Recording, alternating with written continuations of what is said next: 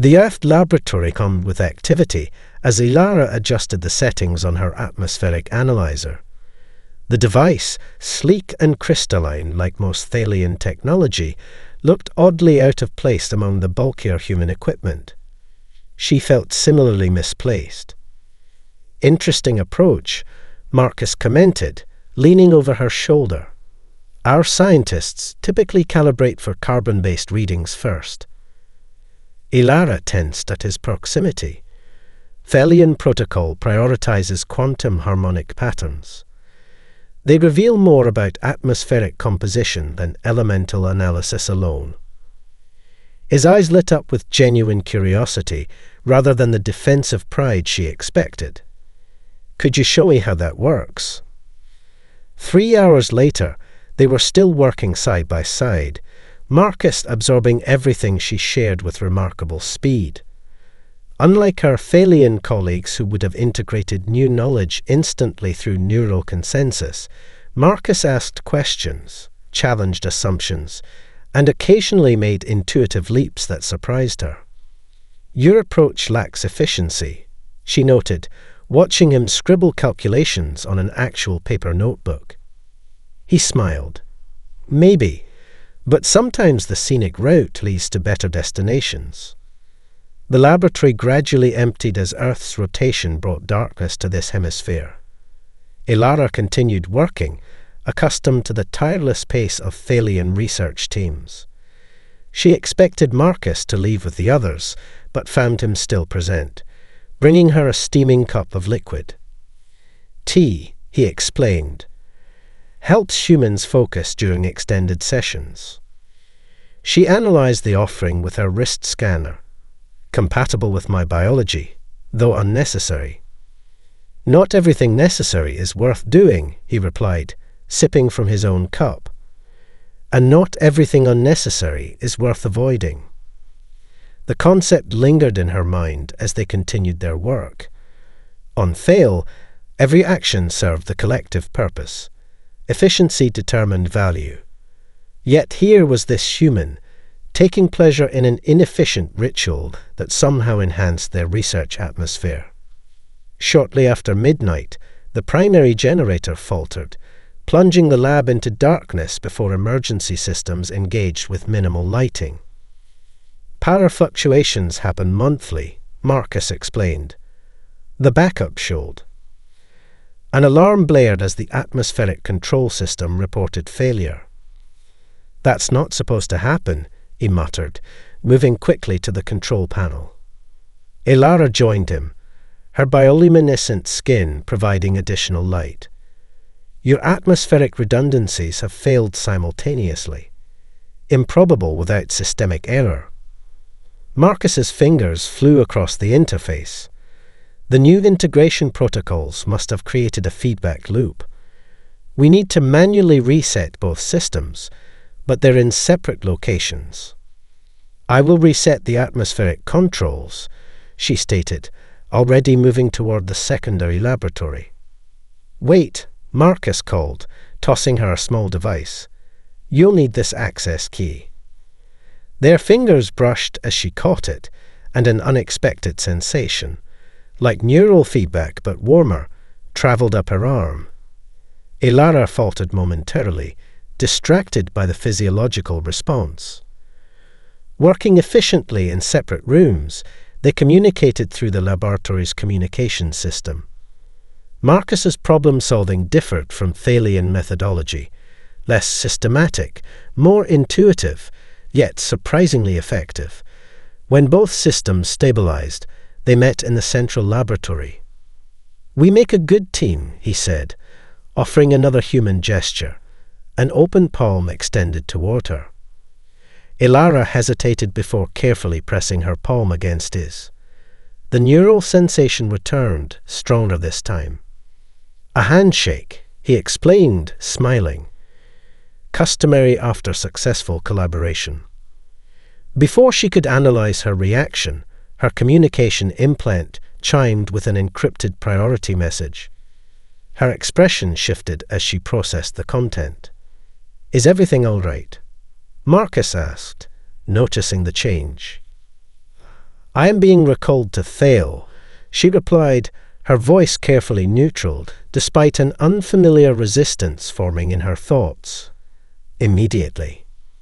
"But the exchange program is scheduled for 3 more months," Marcus protested. "Nevertheless, I depart tomorrow." Ilara turned away, confused by the sudden reluctance to leave this primitive planet and this particular human. "The collective requires my presence." As she gathered her equipment, Ilara found herself committing Marcus's features to memory, an illogical action with no protocol to justify it. Ilara's quarters in the central spire of Thale gleamed with the perfect symmetry that characterized her world. 3 cycles had passed since her return from Earth, yet she still found herself reaching for objects rather than summoning them through neural command. Small rebellions. She stood before her reflection chamber, observing the subtle changes in her iridescent skin. Faint patterns had formed, neural pathways that shouldn't exist according to Thalian physiology. The medical examination after her return had noted these anomalies, but attributed them to cosmic radiation exposure. Ilara knew better. They had begun forming after that first touch in the laboratory with Marcus. A chime indicated an incoming neural transmission. She composed herself, suppressing the divergent thought patterns before accepting. "Strategic Advisor Vols," came the disembodied voice of Council Elder Nemeth. "Your presence is required at tomorrow's security assessment. The Earth situation requires your specific insight." "I will attend," she replied, keeping her thoughts carefully neutral within the shared neural space. After the transmission ended, Ilara activated her privacy field, a rare privilege granted only to those of her rank. For 17 minutes, no monitoring would occur. She moved quickly to her personal console, accessing the restricted network using the security bypasses she had carefully cultivated since her promotion. The classified Earth files illuminated her chamber with a blue glow. She navigated through security protocols, heart racing in a distinctly un-Thalian manner. There, Marcus Chen's file, updated just yesterday. His image appeared, older than she remembered, lines of concentration etched around his eyes. The file detailed his meteoric rise within Earth's Xenolinguistics division, his breakthrough translation algorithms, his tireless advocacy for renewed contact with Thale. A personal log entry caught her attention. 3 years since the Thalian delegation departed. 3 years of diplomatic silence. My translation matrix can now decode 17 non-human communication systems, yet I cannot send a single message to her. I've requested permission to initiate contact through official channels 67 times. 67 denials. Ilara's hand hovered over the screen, an unfamiliar ache spreading through her chest cavity. She scrolled further, finding classified security assessments of Marcus.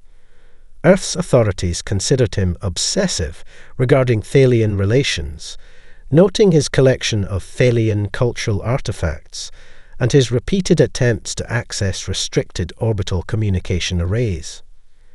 A separate file contained the Council's true assessment of humans, emotional contagion vectors, extended contact results in neural divergence patterns in Thalian subjects, containment protocols essential.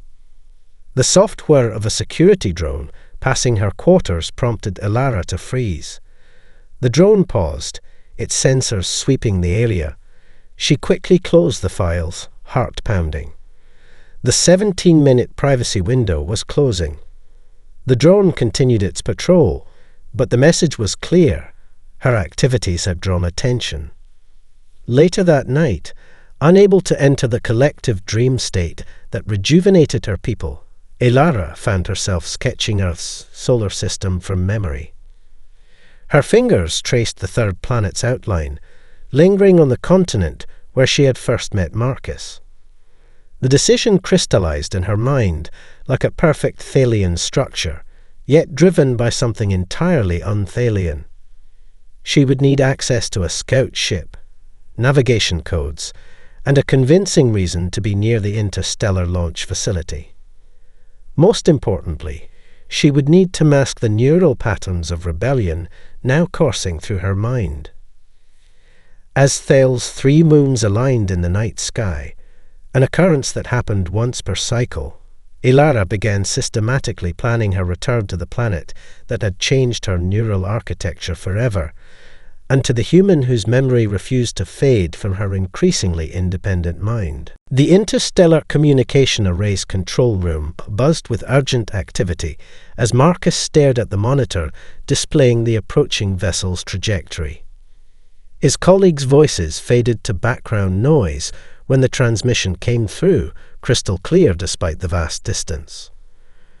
Earth Orbital Control. This is Commander Ilara Vos of Thale requesting emergency landing clearance. 3 years of imagined conversations hadn't prepared him for the actual sound of her voice. His fingers trembled slightly as he reached for the communication controls, overriding protocol. Ilara, he said simply, his voice carrying more emotion than he intended. This is Marcus Chen. You're on an unauthorized approach vector. A brief silence followed. Dr. Chen, your voice is familiar. General Rivera stepped forward. Dr. Chen, what are you doing? Unauthorized communications with. She's alone, Marcus interrupted, eyes fixed on the scanner readings. 1 life sign. No weapons signature. This isn't an invasion fleet. It's a single Thalian in what appears to be a research vessel. Nevertheless, protocols must be followed, Rivera insisted. We'll direct her to the quarantine facility in. Please, King Ilara's voice again, a subtle urgency underlying her typically measured tone. I request landing coordinates near your current location, Dr. Chen. The matter is time-sensitive. Marcus made his decision, fingers flying across the console, transmitting coordinates to the auxiliary research landing pad. I'll meet you there. He turned to face Rivera's thunderous expression. Sir, with respect, I've spent 3 years studying Thalian communication patterns. She's taking an enormous risk coming here alone. Something's wrong. 90 minutes later, Marcus stood alone on the landing pad as Ilara's ship descended through the evening sky, its crystalline structure catching the sunset's rays. The vessel touched down with characteristic Thalian precision, a soft hum the only sound as the entrance portal reconfigured itself. Ilara emerged, and Marcus felt his breath catch. She looked both familiar and changed, her iridescent skin now patterned with subtle neural pathways that hadn't been visible before, her movements less fluid and more individual. You came back, he said, the words inadequate for the tumult of emotions beneath them. Yes. Her silver eyes studied him with an intensity that hadn't been present before. You are different. 3 years will do that. He couldn't keep the edge from his voice. You left without saying goodbye. I had no choice. She took a step forward, then hesitated. You are angry. Before Marcus could respond, alarms blared throughout the facility.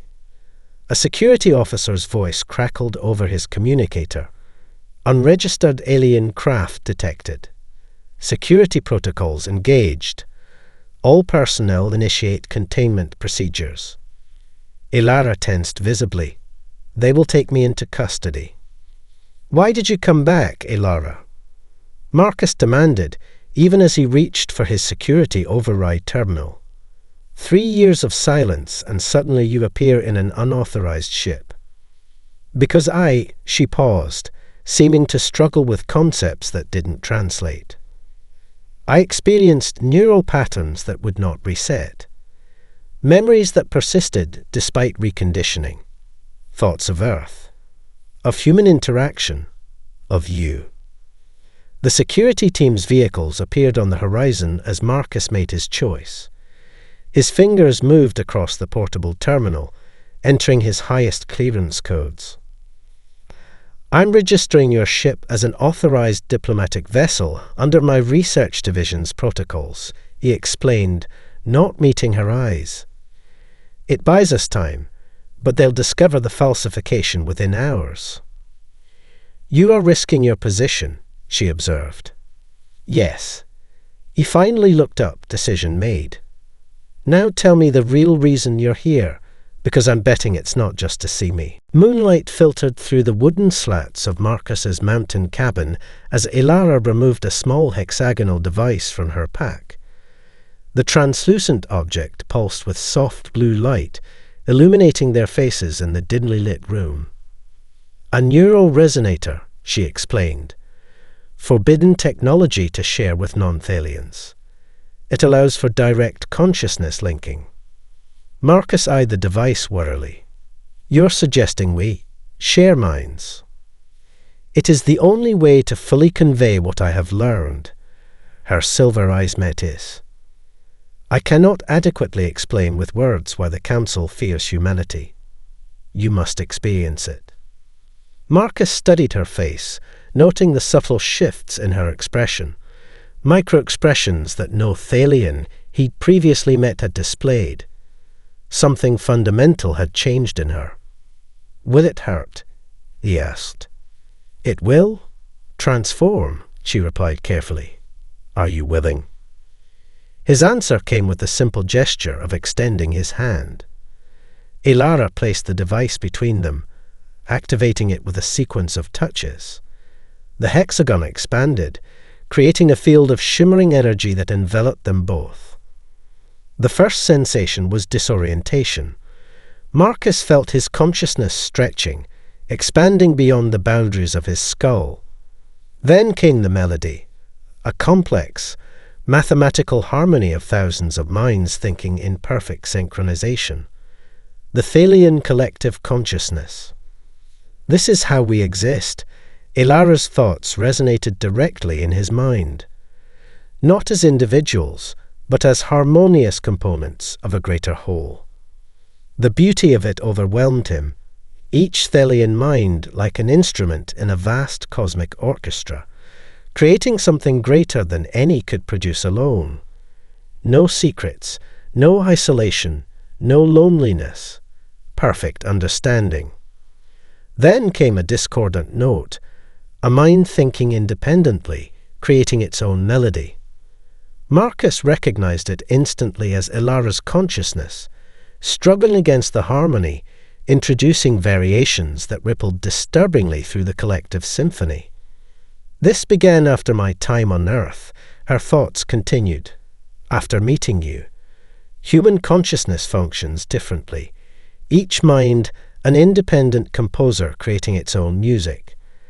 The disharmony should have been repulsive to me, but instead, Marcus felt her memories, the growing fascination with human individuality, the secret rebellious thoughts, the reconditioning treatments that failed to eliminate her emerging selfhood, the profound loneliness of being different among beings who had never known separation.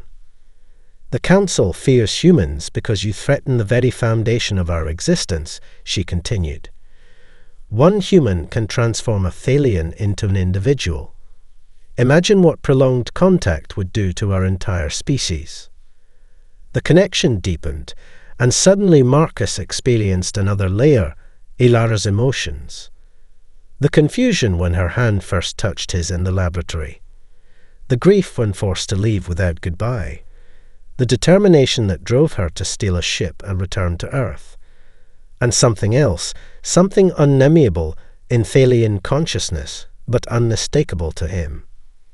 As the neural resonator powered down, the connection faded. Reality reasserted itself, the cabin, the moonlight, two separate beings sitting across from each other. A tear slid down Ilara's cheek, catching the blue light as it fell. You're crying, Marcus whispered, astonished. Another human contagion, she replied, touching the moisture with wonder. Emotional expression through liquid secretion. Completely irrational. Completely beautiful. The Council considers these changes a disease to be cured, Marcus realized. But you see it differently. I see it as evolution, Ilara said, her voice stronger now. And that is why they will never stop hunting me, or any human who threatens the harmony they've maintained for millennia. The autonomous vehicle sped along the empty highway as dawn broke over the mountains. Marcus drove while Ilara monitored the quantum scanner she had modified for Earth technology. The device pulsed with warnings. The enforcement vessel has deployed orbital tracking drones, she announced, her voice tense. 7 units dispersing across this continent. Marcus glanced at the scanner. How accurate are they? They detect Thalian neural signatures within a 50-kilometer radius. Ilara adjusted settings on the device. My presence leaves quantum echoes they can follow. Then we need to mask your signature. Marcus accelerated as the navigation system indicated their exit approaching. Dr. Washington has equipment that might help. The vehicle's communication system chimed with an emergency broadcast. Marcus activated the screen to see General Rivera's stern face addressing the public. Alien presence has been confirmed. A small number of non-Earth entities have entered our atmosphere without authorization. Citizens should report any unusual sightings to the emergency contact number below. These visitors are not necessarily hostile, but caution is advised. Marcus switched off the broadcast. They're being careful not to cause panic. Good. The General's statement is technically accurate, Ilara observed. Commander Tyranny would not classify this as a military operation, merely a retrieval of Thalian property. Property. Marcus's knuckles whitened on the steering wheel. From their perspective, yes. My neural divergence classifies me as a malfunctioning unit requiring reconditioning. Her voice remained steady, but Marcus noticed her hands trembling slightly. A tool that has developed a flaw. The autonomous vehicle alerted them to a mandatory checkpoint 5 kilometers ahead. Marcus quickly rerouted to a secondary road, the vehicle lurching as it left the smooth highway for a rough mountain path. They've established a perimeter faster than I anticipated, he said, reviewing the map. Thalian efficiency. Commander Tyranny was my mentor before my Earth assignment. Ilara's expression darkened. He understands how I think, or how I used to think. He will anticipate logical evasion patterns. Marcus smiled slightly. Then we'll have to be illogical. He suddenly veered off the programmed route, taking manual control and driving the vehicle into a dense grove of trees, powering down all systems. Ilara looked at him questioningly. Automated vehicles follow optimization algorithms, he explained. Thalians would expect us to take the most efficient route to Washington's laboratory. So we're doing the opposite, going dark and waiting. Inefficient, Ilara noted, but with a hint of admiration. They sat in silence as a Thalian drone passed overhead, its scanning beam sweeping the area. The device missed their position, continuing along the predicted route. Humans excel at strategic unpredictability, Marcus said quietly. Your people see it as a flaw, we see it as survival. When they reached Dr. Washington's remote research facility 3 hours later, the renowned xenobiologist was waiting for them, her dark eyes alert and curious. When you said you needed my help with a sensitive xenobiological situation, I didn't expect you to bring a Thalian, she said, studying Ilara with professional interest. Especially not one with neural divergence patterns. Fascinating. How did you know? Ilara asked. Your skin patterns. Dr. Washington gestured them inside quickly. Classic signs of independent neural pathway formation. I theorized about it, but never expected to see it firsthand. Inside the secure laboratory, Dr. Washington immediately began preparing equipment. I need to take comprehensive scans before those enforcement officers locate you. Based on my research, what's happening to you shouldn't be possible. Ilara and Marcus exchanged glances. That, Marcus said, is exactly what we need to understand. Alarms wailed throughout the laboratory as security systems registered multiple approaching signals. Dr. Washington's hands moved rapidly across the control panels, securing research data. "They found us faster than expected," she said, glancing at the monitor. "Thalian enforcement officers, approaching from 3 directions." Ilara stood completely still, her eyes closed in concentration. "Commander Terran is leading them. I can sense his neural signature." "Is there another exit?" Marcus asked, already calculating odds of escape. "No." Dr. Washington activated a final security protocol. This facility was designed as a containment unit. One way in, no way out. Marcus looked at Ilara, whose iridescent skin now pulsed with visible neural patterns. The transformation had accelerated during Washington's tests, her individual consciousness strengthening by the hour. "Your plan?" Ilara asked him softly. "Something completely irrational," he replied, a determined glint in his eyes. "I'm going to talk to them." "They won't listen," Washington warned.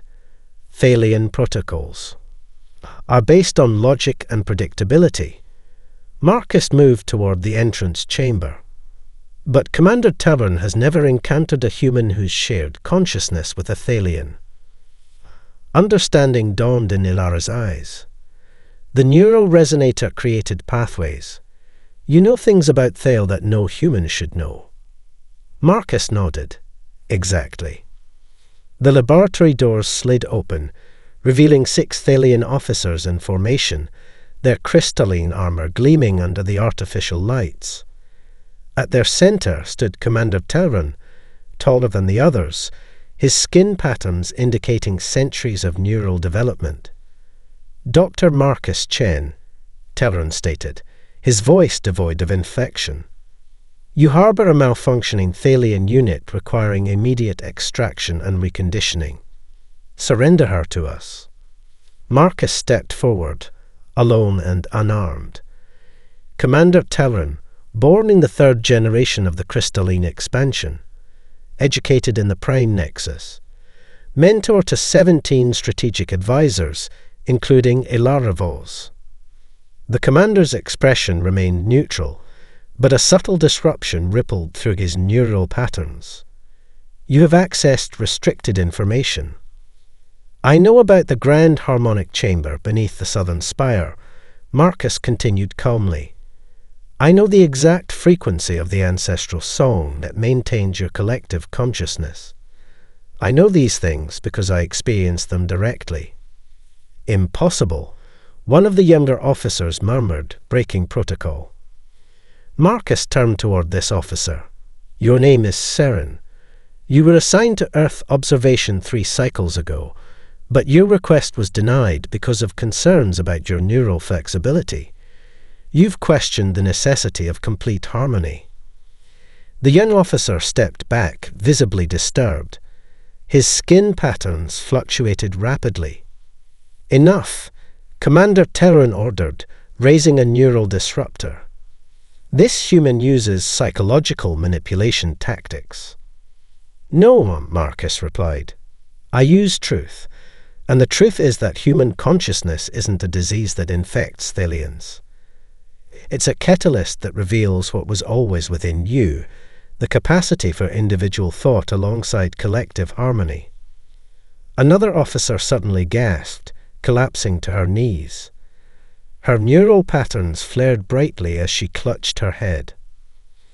"What's happening to Analyst Nerin?" Terran demanded, attending to the fallen officer. "Neural awakening," Ilara answered, stepping forward to stand beside Marcus. She's been on Earth for only 3 days, yet the process has already begun. Proximity to humans accelerates what happened to me over 3 years. That's what Dr. Washington's tests confirmed, Marcus added. Human consciousness resonates at a quantum frequency that stimulates neural independence in Thalians. It's not a malfunction. It's an evolution you've been suppressing for millennia. As the commander processed this information, the fallen officer looked up, her eyes wide with something the Thalians had no name for, but humans knew intimately. Wonder. Sunrise painted the mountains gold as Marcus stood before Earth's unified council, his voice steady despite 36 hours without sleep.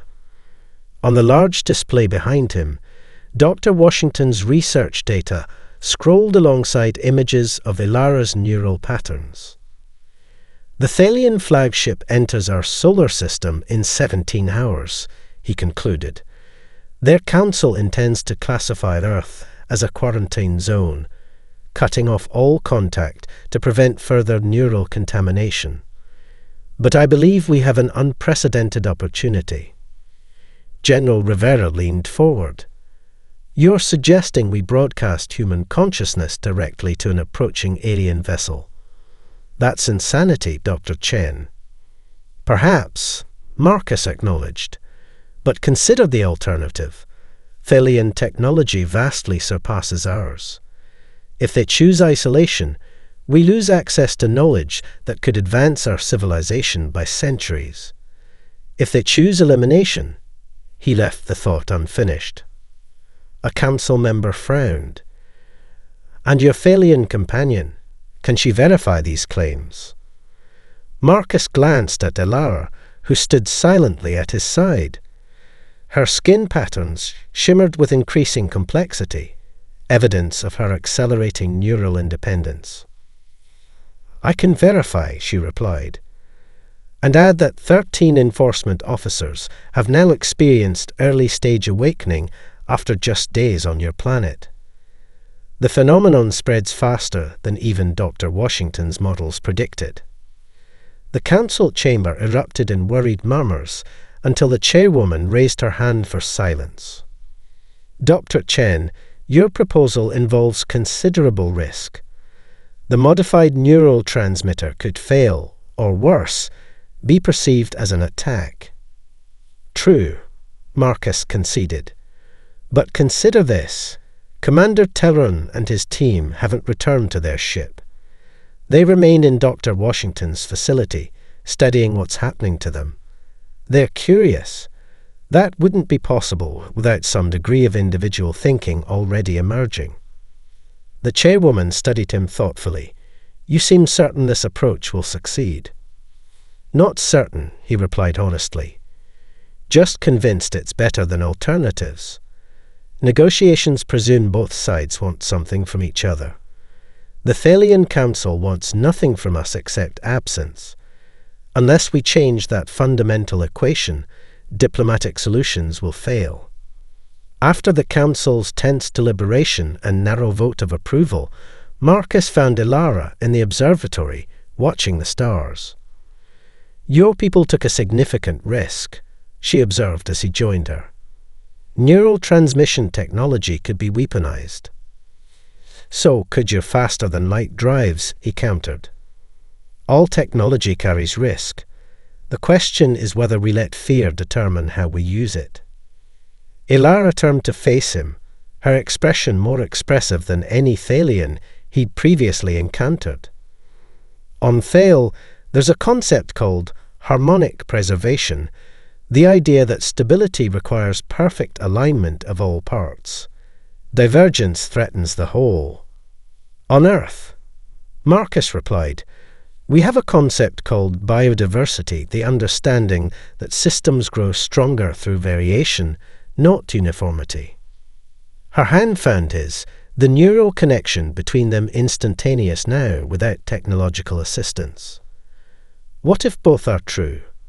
What if harmony and diversity could coexist?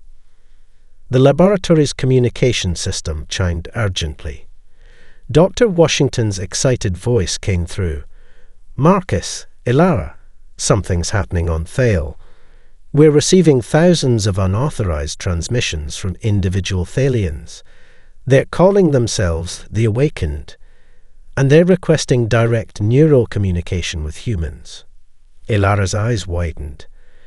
"The divergence has spread further than I imagined possible." Or, Marcus suggested, squeezing her hand gently. Perhaps it was always there, waiting for the right catalyst. As they hurried to the communications center, the stars seemed to shine with new possibility. Two vastly different consciousness types reaching toward each other across the void. The Thalian-Human Cultural Exchange Center hung suspended in Earth's orbit, its crystalline architecture catching sunlight in prismatic patterns. 1 year had passed since the neural broadcast that changed everything. 1 year of careful negotiations, scientific breakthroughs, and unprecedented cultural transformation. Marcus adjusted his formal attire nervously as the shuttle approached the docking bay. Beside him, Ilara's skin patterns had stabilized into a unique configuration never before seen in Thalian physiology, a perfect balance of collective harmony and individual expression. "The chairperson rarely leaves Thale," she remarked quietly. "This visit signifies more than diplomatic courtesy." "Are you worried?" Marcus asked, noticing the subtle shift in her neural patterns. "Yes," she admitted, another human trait she'd embraced, honesty about emotions. "I violated our most sacred laws, stole restricted technology, exposed our people to transformation without consensus." The shuttle docked with a gentle shudder.